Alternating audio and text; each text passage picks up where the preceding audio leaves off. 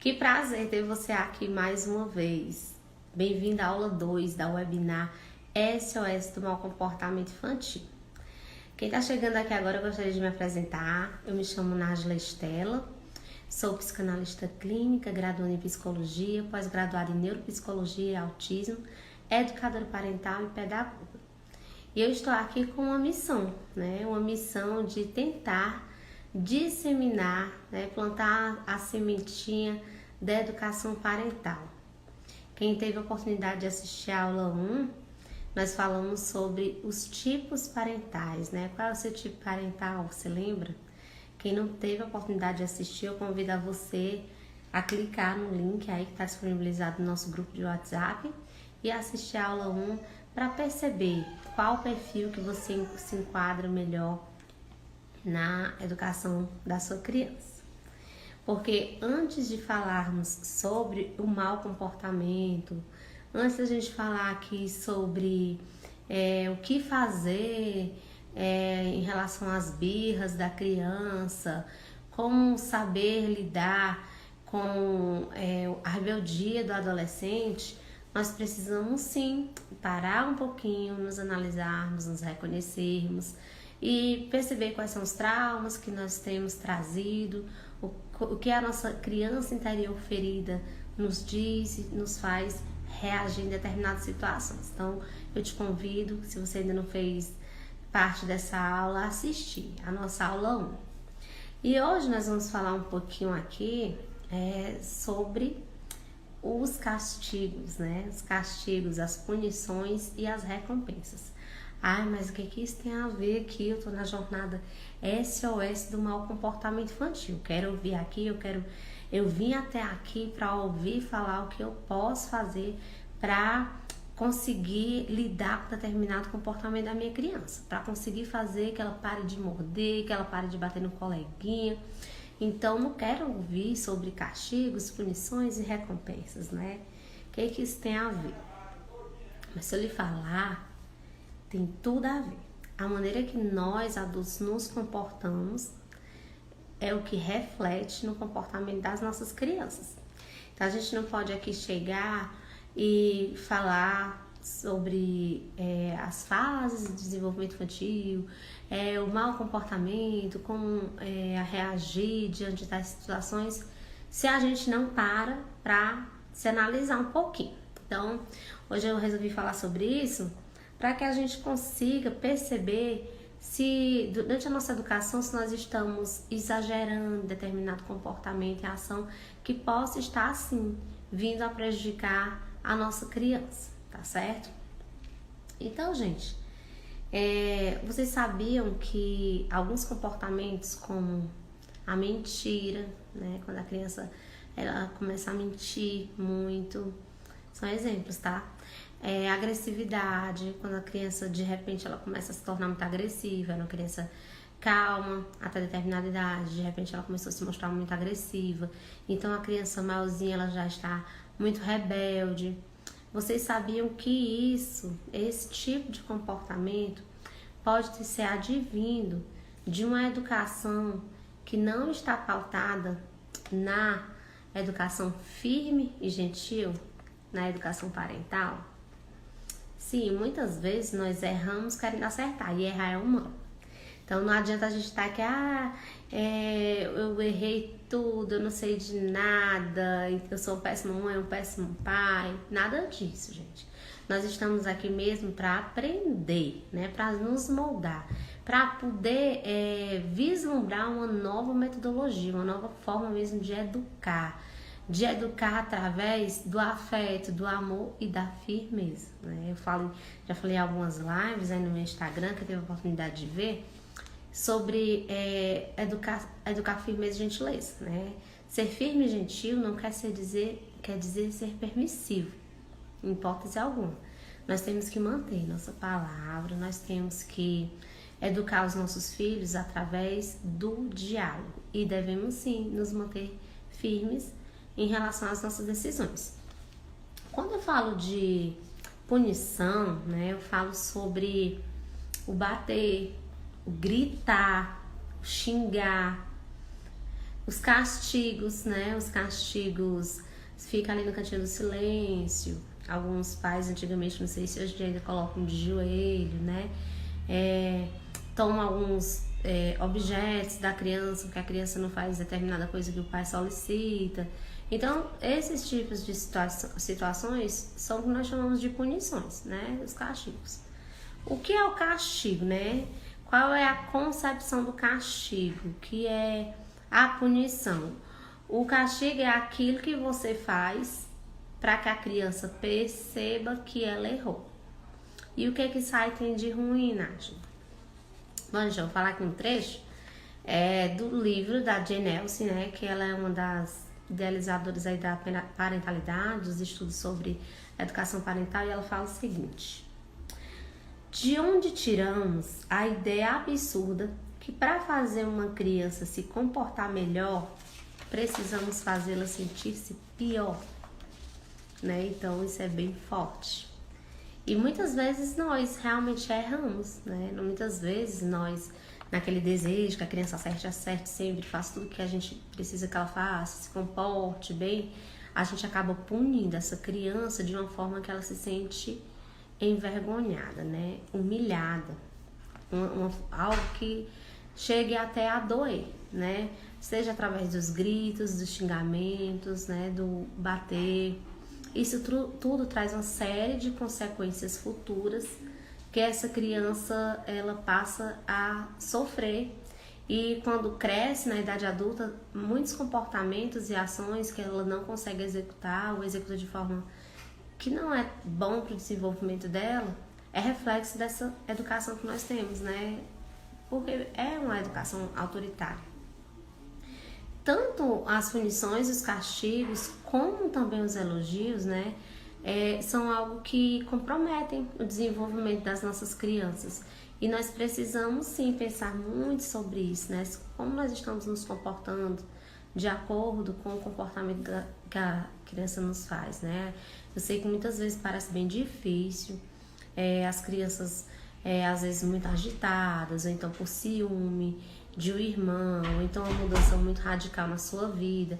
Às vezes a criança ela chega a nos testar e nos tiram realmente do eixo. E isso é difícil, principalmente para pai, mãe de primeira viagem, né? E aí a gente quer resolver aquele conflito ali de maneira rápida, né? A gente quer resolver tudo a curto prazo. E nisso a gente castiga e pune, ou nós damos recompensas, né? Para que a criança faça aquilo que a gente queira. E isso tudo ela funciona até, mas funciona assim a curto prazo. A longo prazo não funciona tão bem. E aí já a gente vai falar sobre isso mais um pouquinho. Então eu queria que agora nós olhássemos um pouquinho nessa visão de punição, na nossa visão de adulto.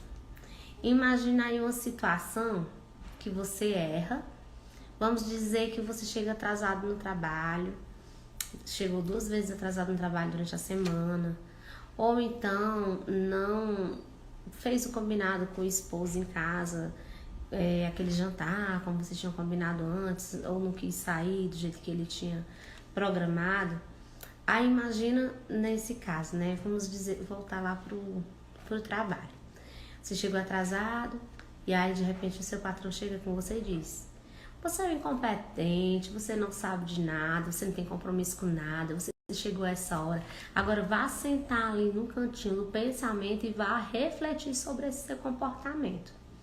Ou então, se você chegasse em casa e seu marido dissesse: você não vale nada, você não presta, você não sabe de nada, você sequer decora uma data especial para nós. O momento que a gente ia sair, você simplesmente esqueceu, você não vale nada, você não serve para nada.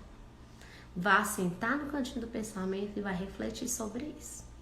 Será que nós iríamos parar para refletir sobre o nosso comportamento, né? Ou será que nós iríamos ficar envergonhados, nos sentirmos doloridos, humilhados, e isso ia reforçar mais ainda só aquele sentimento de dor, né? É aí que vem aquele sentimento realmente de tanto você ouvir, você começa a internalizar: eu não sirvo para nada, ninguém me ama, ninguém gosta de mim. E aí começa a vir aqueles pensamentos negativos na nossa cabeça. eu acho muito difícil uma pessoa aprender algo se sentindo humilhado, se sentindo na dor. Lógico que nós aprendemos muito com os nossos erros, mas nós aprendemos de forma que nós possamos sentir a superação. A partir do momento que você é humilhado, é exposto para você aquele autoritarismo, né? De forma que você se sinta diminuída, a tendência é que você se sinta cada dia pior. E eu tô falando isso em relação aos adultos. Imagine isso aí em relação às crianças, né?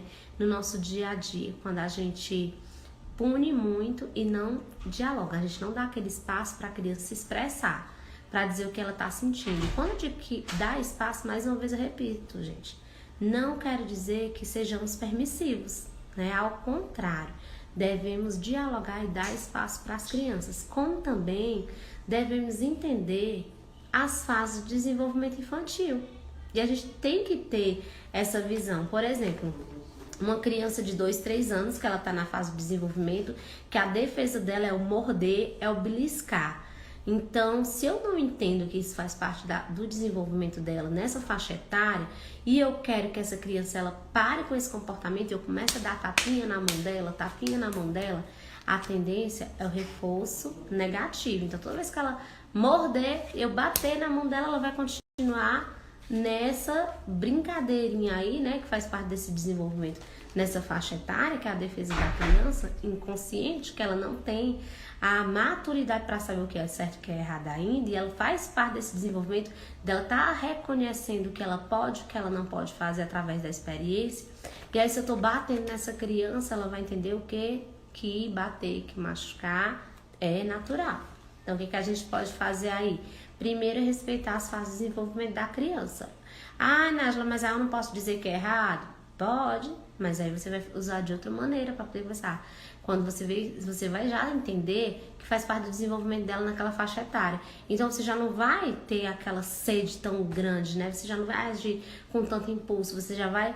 Ah, você faz parte, fase de 2, 3 anos, é a fase da defesa. Então, você vai começar, meu amor, não, vem cá, vem pra mamãe. Você vai tirar essa criança de alguma forma, sem precisar bater. Então, isso é muito importante, né? Então, gente, quando a gente também, outra coisa muito importante, quando nós reagimos de forma impulsiva e que a gente bate nos nossos filhos, que a gente grita, por menor que ele seja, há um estímulo inconsciente, né? A criança percebe que a pessoa que está punindo é alguém imaturo. Porque nesse momento que a gente age por impulsividade, nós estamos agindo e usando um campo do nosso cérebro que é chamado cérebro primitivo.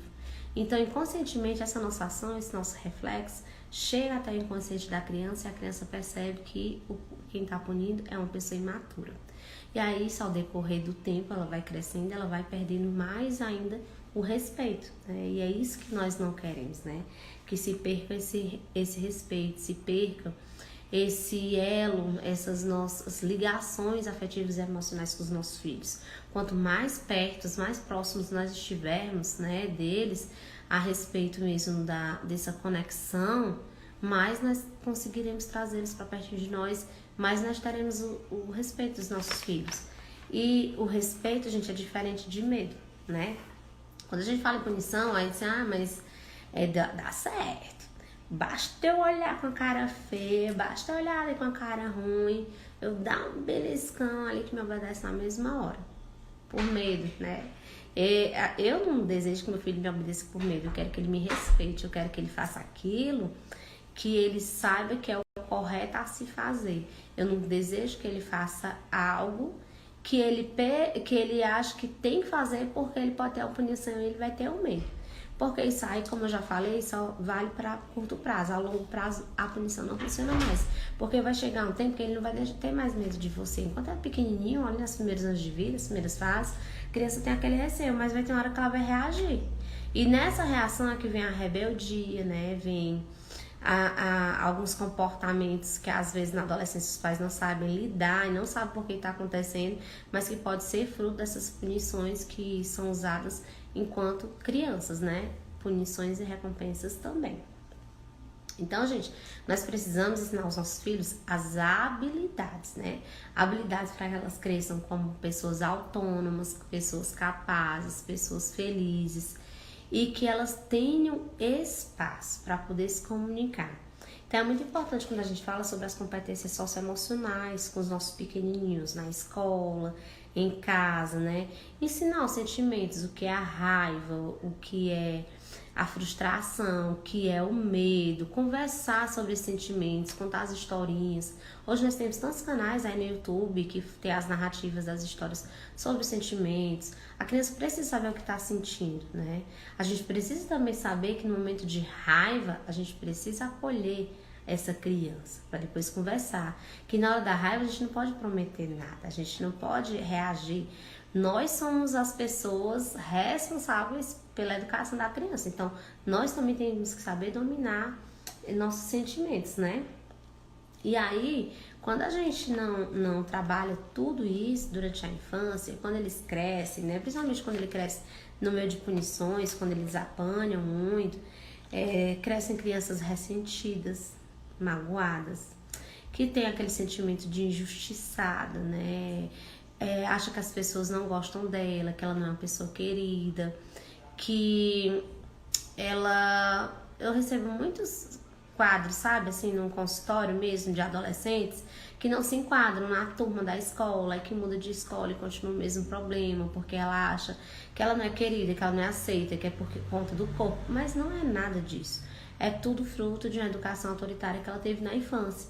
E às vezes não recebeu espancamento, né? Ela não foi agredida fisicamente, mas ela teve uma emoção psicológica muito afetada, devido às cobranças, devido às comparações, que tudo isso é punição, tudo isso é castigo. Então a gente pode sim conversar com os nossos filhos, mais na frente eu vou falar um pouquinho, e promover algumas estratégias para que consigamos resolver os nossos conflitos familiares, mas que também nós não precisamos traumatizar, né, nossas crianças através disso. E aí os jovens crescem, né, rebeldes, com a redução da autoestima e também muitos casos de crianças manipuladoras. O que é isso? Crianças manipuladoras. Existe? Existe. A criança é inteligente, a criança percebe quando ela consegue mentir, contornar uma situação. Então, quando a criança ela vive no meio de uma punição, né, de castigos constantes, o que acontece? A criança ela pode começar a buscar estratégias para poder se sair daquela situação. Então, ela vai mentir, ela vai buscar alternativas para sair daquela conversa, ela vai colocar a culpa no outro, ela não vai admitir o que ela faz por medo da punição. E aí ela vai crescendo, manipulando situações, né, também. São várias características aí que podem se enquadrar na vida do adolescente que sofreu na infância muitos castigos e punições. E principalmente, gente, crianças e adolescentes que têm pensamentos de retaliação, né?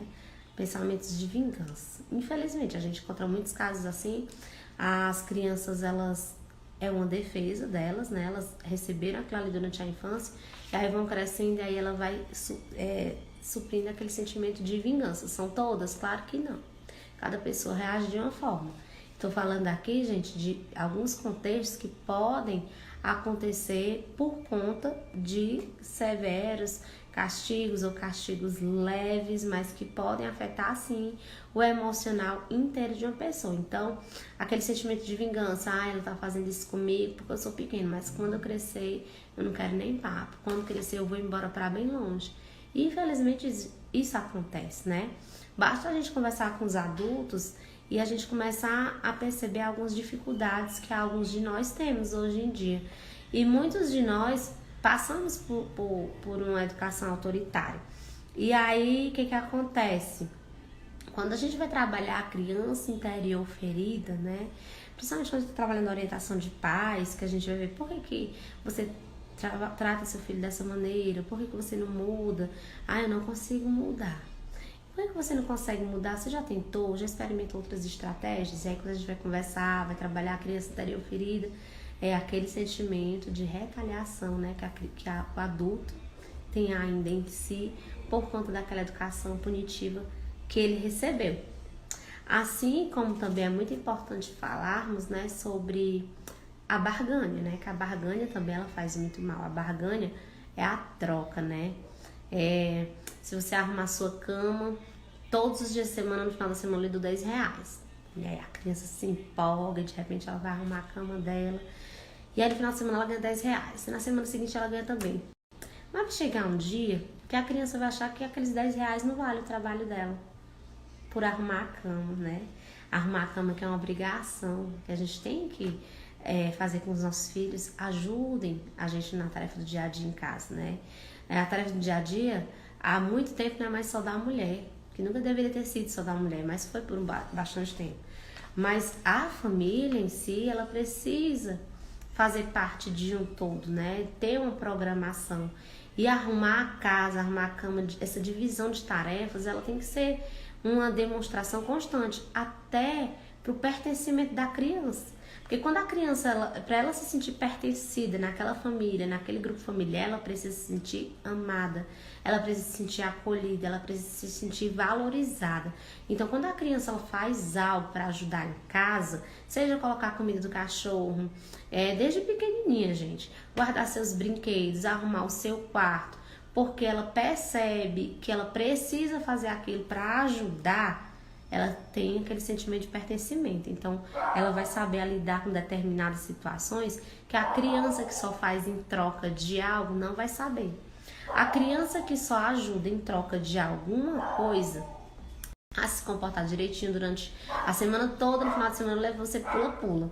Então essa criança ela vai ficar com uma criança, vai virar o quê? Uma criança chantagista, né?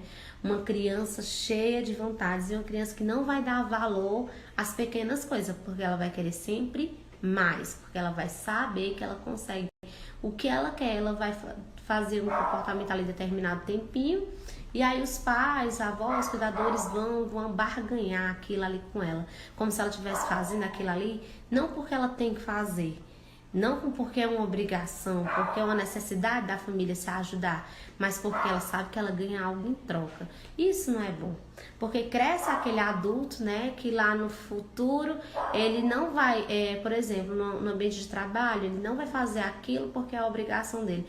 Ele vai fazer de qualquer jeito, para ele fazer melhor, ele só vai fazer se ele receber o elogio que ele quer receber.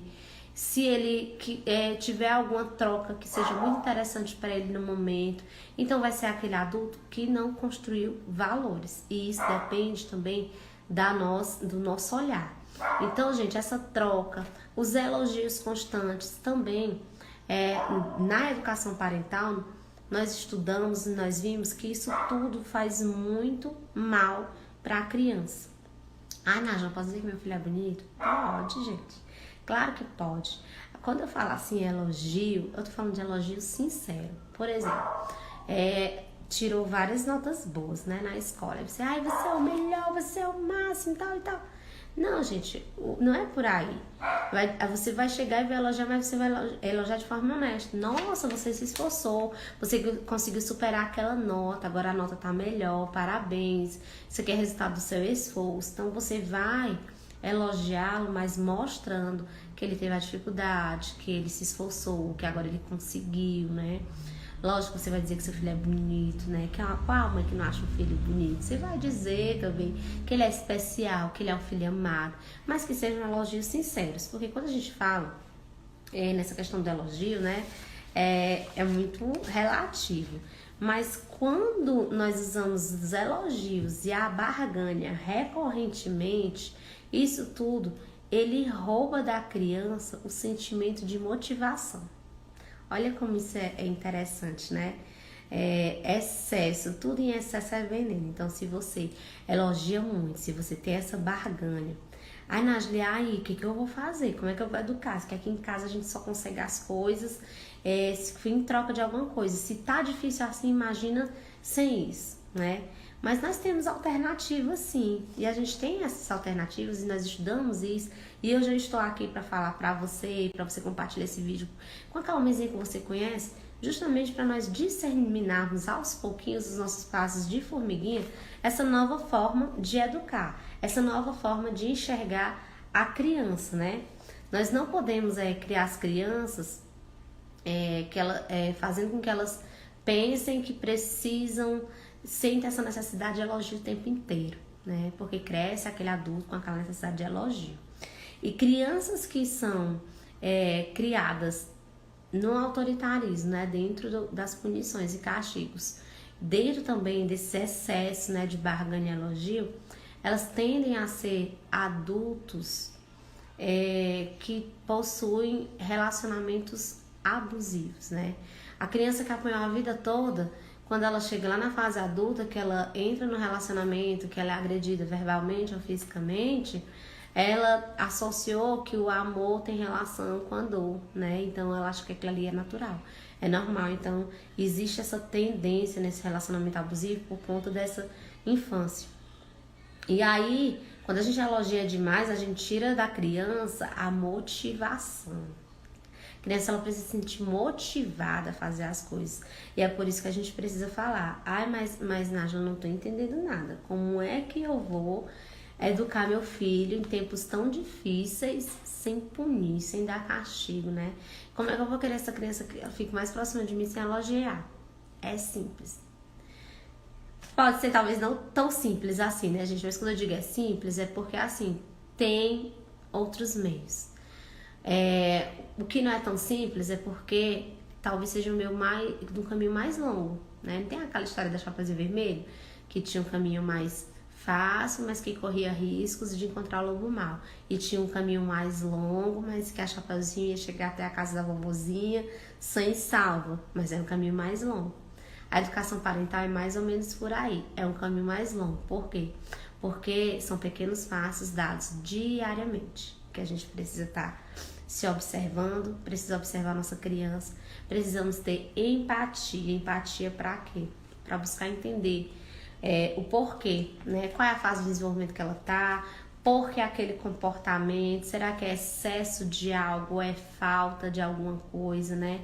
O que essa criança ela tem, que ela faz as birras constantemente, o que tá faltando na mãe, no pai, no cuidador ali naquele momento para poder enxergar essa criança mais de perto ou parar de fazer tudo que essa criança quer. Então, nós temos que ter empatia, aprender a olhar para a criança, não com a visão do adulto, certo, gente? Não tô dizendo para vocês serem infantis, mas para vocês olharem a criança de forma empática, né? As escolhas limitadas também é uma opção, né? É uma opção aí para poder trabalhar essa educação da criança dentro da parentalidade. O que são escolhas limitadas? Em vez de você chegar para a criança e dizer: você quer um picolé? Ou você quer a sopinha? Em vez de você fazer esse tipo de escolha, então você só vai tomar o sorvete depois que comer a janta todinha. Se aí você tá tentando entrar numa barganha com a criança, né? Então, quando você dá escolhas limitadas, você pode dizer: olha, você vai dar escolhas limitadas dentro daquela sua concepção de adulto que sabe que é bom para a criança. Então, no caso da comidinha, né, da sobremesa depois, e aí, você vai querer comer agora ou vai querer comer daqui a 10 minutinhos? Porque você sabe, você vai tomar sobremesa depois que você jantar, e aí você vai comer agora ou daqui a uns 5 minutinhos? O videogame, vocês vão negociar o horário também com o videogame para poder tirar aquilo ali, porque se você chega, simplesmente desliga o videogame, você começa a criar aqueles conflitos, aquele chororô em casa e tudo. Mas se você dá a escolha limitada para a criança: você quer jogar o videogame agora à tarde ou você quer jogar mais à noitinha? Você está oferecendo escolha para a criança, ela vai escolher qual é o melhor horário que ela quer jogar. E você está dentro da sua concepção. Então você não está fazendo troca, você está dando escolhas dentro do seu limite, do que você acha certo, dentro da sua educação, dentro da sua casa, certo? E aí vocês fazem isso, vocês fazem também os combinados, né, com as crianças. Oferecer. algo para a criança através dos combinados. Quando você diz assim para a criança, deixa eu dar um exemplo aqui, veste a blusa agora que tá fazendo frio, senão tu vai apanhar. Então você não tá combinando nada aí com a criança, né? Você tá impondo que ela vestir a camisa, senão ela vai apanhar. Ou mesmo que você diga, bora, veste a tua blusa aí agora que a gente vai sair agora. Você está impondo. E quando você combina, você pode mostrar para ela algo que possa acontecer de ruim caso ela não vestir a blusa na hora de sair. Por exemplo, se você não vestir essa blusa, você vai passar frio. E aí a criança precisa ter a experiência, né? Para que a gente possa aprender através dos nossos erros, nós estamos vivendo o processo da experiência. Então, a criança não quis, chorou, não quis vestir a blusa e quis sair sem blusa. Mas você disse o quê? Que ela ia sentir frio. Chegou mais na frente, ela foi sem blusa e ela sentiu frio. E o que você vai fazer? Vai voltar para casa.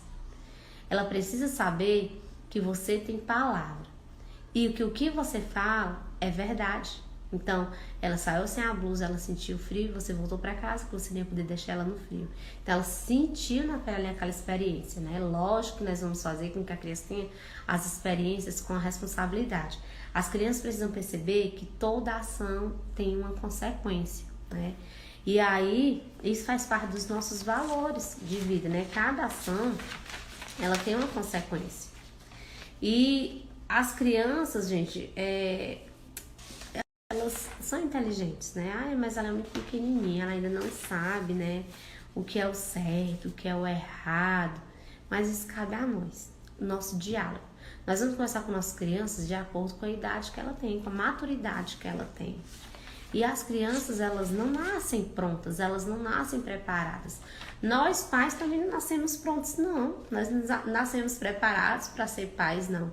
Hoje em dia nós temos aí muitos meios, né, de conhecer uma educação diferente, conhecer mais sobre o cérebro da criança, desenvolvimento infantil, mas nós precisamos motivar, né?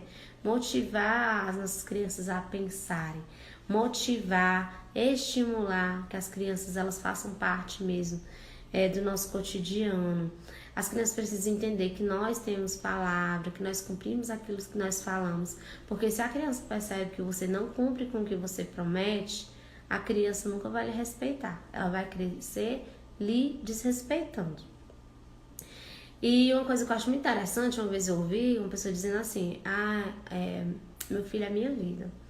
E a psicóloga falou assim, não, ele não é sua vida, a sua vida é sua vida, seu filho faz parte da sua vida. Então, muitas vezes nós nos frustramos, porque nós almejamos uma vida perfeita, né? De filhos perfeitos, mentes brilhantes. E aí começam aqueles trabalhinhos desde pequenininho, que a gente às vezes não sabe o que fazer e a vida tá um caos. Mas se a gente conseguir nos motivar primeiro, né? Para poder buscar, abrir a mente, tentar aprender o que é mais cômodo, se é ir por um caminho da Chapeuzinho, né? Um caminho mais rápido, que tem um lobo mal ali pelo meio, ou se é pelo caminho mais longo, no nosso dia a dia, conversando, né? Estimulando, e aí a gente consegue fazer com que as crianças elas cresçam e nos respeitem de forma mais significativa, né? Porque pensar só em si também pode afetar muito a vida do outro. Nós vemos aí, durante essa pandemia que nós passamos, né, como as consequências nossas podiam e podem afetar a vida do outro, né? Nós vimos isso no nosso cenário social. Então, para que nós não possamos criar um mundo de pessoas egoístas, né, mais lá na frente, né, que já tem até demais, né, gente, o egoísmo aí, nós temos que começar a construir os valores, né, e essa construção de valores, ela é pautada nessa educação, né, através do afeto, da seriedade, né, da firmeza, mas também da gentileza.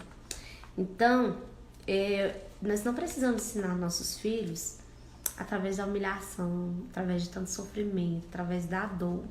Nós precisamos estimular os nossos filhos através das experiências, né? E do diálogo, mesmo eles pequenininhos, né? Então, você precisa mesmo promover a empatia, os combinados, né? Eles precisam ser mesmo constantes. Você precisa manter sua palavra naquilo que você fala. Palpite do outro que não agrega na sua vida, não escute, né? Às vezes o filho tá num momento de birra e aí o que ele precisa naquele momento é ser acolhido, né? É de um abraço. E aí às vezes você fica envergonhado porque tá todo mundo criticando, olhando com cara feia. E às vezes seu coração pede pra você pegar seu filho naquela hora e dar um abraço, ou então pede pra você se afastar mais um pouquinho e deixar ele lá quietinho. Às vezes você pega ele por vergonha do que o outro pode estar pensando. Isso aí, gente, olha, cada um é que sabe da necessidade da sua criança, do seu filho, né? Nós precisamos ter esse olhar de pautarmos a nossa educação baseada naquilo que a gente acredita, nos nossos valores também, né? E quando eu falo aqui sobre punição e recompensa, muita gente pode ter sido criada assim e pode ter dado certo. Mas talvez alguns entraves, algumas coisas que pessoas que apanharam, que dizem assim, eu apanhei e nem morri, né? As pessoas me falam assim, apanhei e hoje sou o que sou, me formei, apanhei, nem morri, deu tudo certo. Mas às vezes a pessoa é aquela pessoa que ela tem a necessidade de aprovação, é uma pessoa que tem uma autoestima baixa, é uma pessoa que ela tem aquele sentimento de culpa, então que pode ter sido ocasionado por conta desse sofrimento na infância. Então, já que nós já sabemos, né, o que causa tudo isso nos adultos, nós precisamos sim plantar hoje para poder colher os bons frutos amanhã. Então, eu gostaria que vocês me contassem aqui no grupo o que vocês acharam, né, dessa nossa aula de hoje, que eu nem chamo de aula, gente, eu chamo de bate-papo mesmo. Gostaria que vocês me contassem aí o que vocês acharam, como é que foi a criação, como é que tá a criação em casa, se tudo que eu falei aqui fez sentido para você ou não, qual é a sua dificuldade. E aí compartilha também esse vídeo com outras pessoas, que mais pessoas possam saber mais um pouquinho sobre o que é educação parental. E amanhã eu vou mandar outro vídeo aqui para vocês falando sobre as brigas entre irmãos, né? Como reagir diante dessa grande dificuldade que é o desentendimento entre irmãos, que eu sei que isso também é algo que às vezes tira a gente do sério. Então, fico por aqui hoje. Um grande abraço para vocês e uma boa noite.